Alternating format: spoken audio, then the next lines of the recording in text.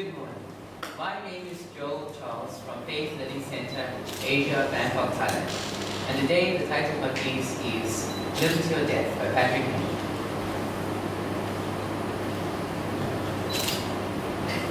No man thinks more highly than I do of the patriotism, as well as abilities of the very worthy gentlemen who have just addressed the House.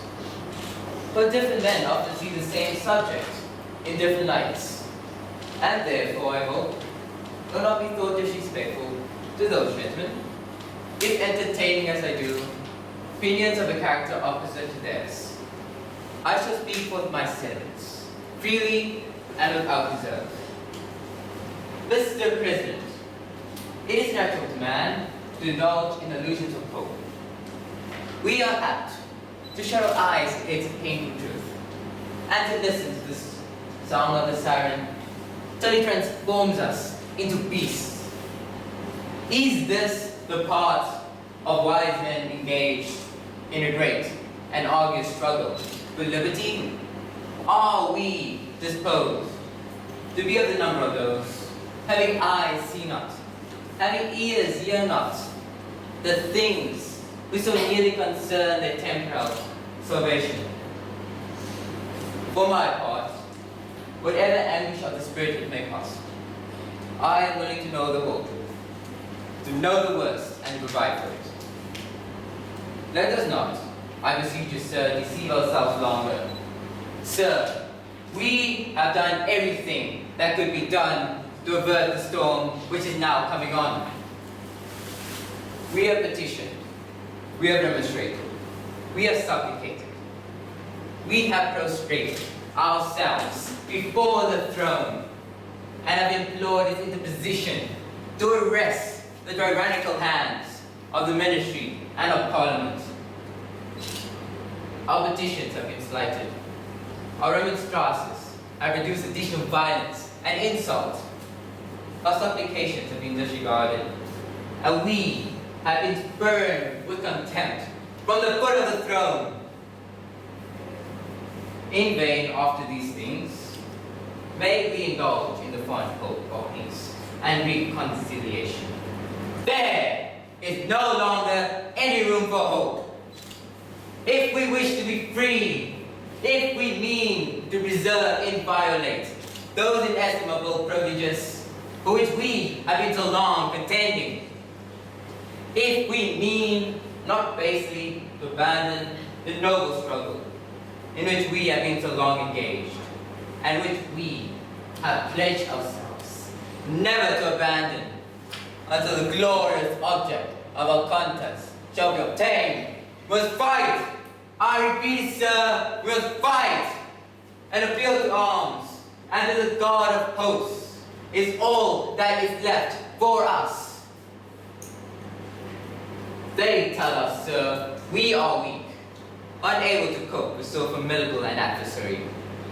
But when will we be stronger? Will it be the next week? Or the next year? Will it be when we are totally disarmed and when the British Guards shall be stationed in every house? Shall we gather strength by resolution and inaction? Shall we guide the means of effectual resistance, lying supine in our backs and hugging with the elusive phantom of hope, until our enemies shall have bound us hand and foot? Sir, we are not weak.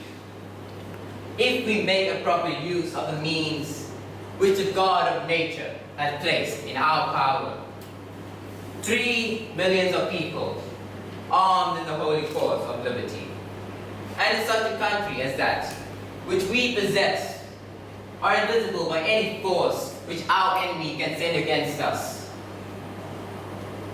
Besides, sir, we shall not fight our battles alone. There is a just God who presides over the destinies of nations, and who rise up friends to fight our battles for us. The battle, sir, is not to the strong alone. It is to the vigilant, the active, the brave. Besides, sir, we have no election. If we were base enough to desire it, it is now too late to retire from the contest. There is no retreat, but submission and slavery. Our chains are forged. The clanking can be heard on the plains of Boston. The war is inevitable, and let it come. I repeat, sir, let it come. It is in vain, sir, to extenuate the matter. Gentlemen may cry, peace, peace, but there is no peace. The war has actually begun. The next gale that sweeps from the north will bring to our ears the clash of resounding arms. Our brethren are in the field. Why stand we here idle? What is it the gentlemen wish? What would they have? Is life so dear, or peace so sweet, as we purchased at the price of chains and slavery? Forbid it, Almighty God! I know not what course others may take, but as for me, give me liberty, give me death.